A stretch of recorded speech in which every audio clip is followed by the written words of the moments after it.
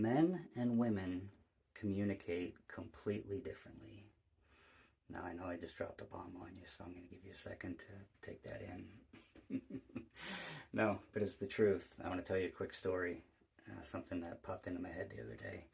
Years and years ago, I was going through a separation, and I was moving out of the house and back into my condo, and it was only about a mile away, so I could do most of it myself, but I needed some help with the bigger stuff. I needed somebody with a truck.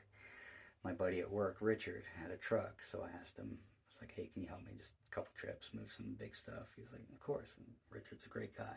Of course he would do it. So we hopped in his truck and spent the afternoon moving. It was about 3 or 4 trips, moving the big stuff.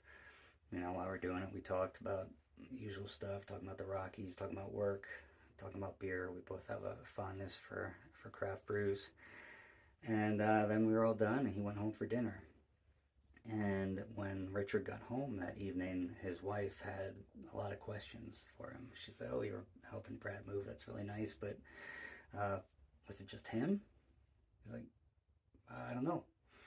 It's like, what do you mean you don't know? Were they both moving? Like they're just both moving out of the house? Or it was just him? What's going on? He's like, I don't know.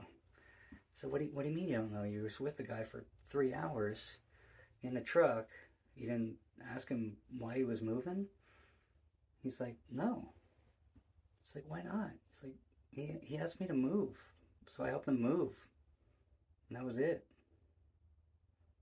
And that was it.